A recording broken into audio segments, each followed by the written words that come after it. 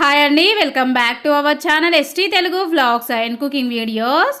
ఈరోజు మనము Gujarati famous ఫఫ్దా puri prepare చేసుకుందాము. ముందుగా పిండి కలిపేసుకోవడానికి ప్లేట్ తీసేసుకొని 1 కప్పు శనగపిండి, 1/2 table spoon salt, 1/2 table spoon వాము, 1/2 టేబుల్ స్పూను కారము, 1/2 టేబుల్ స్పూన్ పసుపు, 1/2 టేబుల్ స్పూను ఇంగువ వేసేసుకోవాలి. ఇప్పుడు ఈ పిండిని మొత్తం అంతా కలిపేసుకోవాలి. కలుపుకున్న తర్వాత ఇందులోకి మనము 1 టేబుల్ స్పూను కుకింగ్ ఆయిల్ వేసేసుకోవాలి. వేసుకున్న తర్వాత పిండిని మనము ఉండలు లేకుండా మనం వేసిన ఆయిల్ పిండికి మంచిగా పట్టే విధంగా పిండిని మంచిగా కలిపేసుకోవాలి. కలుపుకున్న తర్వాత ఇప్పుడు ఇందులోకి వాటరు కొన్ని వేసేసుకుంటూ చపాతీ పిండి కన్నా కొంచెము గట్టిగా పిండిని కలిపేసుకోవాలండి. మనకి పిండి తడుపుకోవడానికి వాటర్ ఎక్కువగా పట్టవు, అందుకని చెప్పేసి వాటర్ కొంచెంగా యాడ్ చేసేసుకుంటూ ఇక్కడ నేను వీడియోలో చూపిస్తున్నట్టుగా పిండిని గట్టి పిండి ముద్దలాగా కలిపేసుకోవాలి. కలుపుకున్న తర్వాత ఇప్పుడు పిండి పైన మూత పెట్టేసుకొని 5 నిమిషాల పాటు పక్కన పెట్టేసుకున్న తర్వాత పిండి ముద్దను తీసేసుకొని చపాతీ పీట పైన పెట్టేసుకొని ముందుగా ఈ విధంగా రోల్ చేసుకోవాలండి. రోల్ చేసుకున్న తర్వాత చాకుతోని పిండిని మధ్యలోకి పీసెస్ లాగా కట్ చేసుకోవాలి.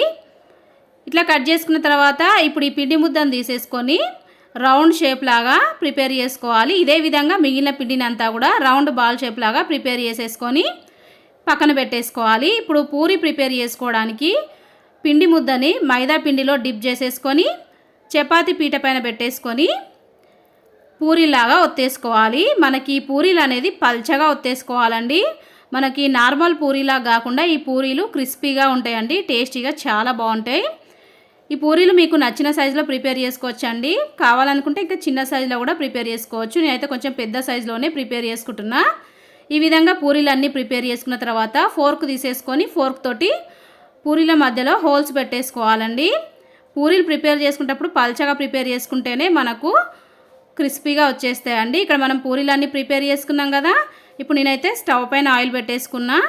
ఆయిల్ వేడైపోయిన తర్వాత మనం ప్రిపేర్ చేసుకున్న పూరీలని ఆయిల్లో వేసేసుకొని ఒకవైపు మంచిగా ఫ్రై అయిపోయిన తర్వాత ఇంకొక వైపుకు తిప్పేసుకొని మంచిగా ఫ్రై చేసేసుకొని తీసి పక్కన పెట్టేసుకోవాలి.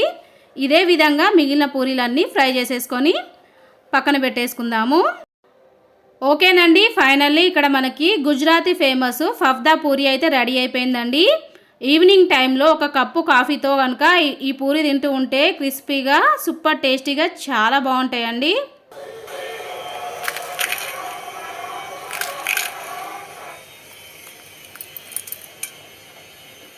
చూసారు కదండి ఎంత క్రిస్పీగా వచ్చేసినాయో. ఓకేనండి, ఫఫ్దా పూరి ప్రిపేర్ చేయడానికి కావాల్సిన మెజర్మెంట్స్ డిస్క్రిప్షన్లో లింక్ ఇస్తాను. ఒకసారి చెక్ చేసుకొని మీరు కూడా ప్రిపేర్ చేయండి.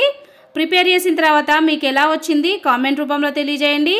వీడియో నచ్చితే వీడియోకి లైక్ చేయండి. మీ ఫ్రెండ్స్కి రిలేటివ్స్కి వీడియోని షేర్ చేయండి. ఓకే బాయ్ ఫ్రెండ్స్, నెక్స్ట్ వీడియోతో మళ్ళీ కలుద్దాం.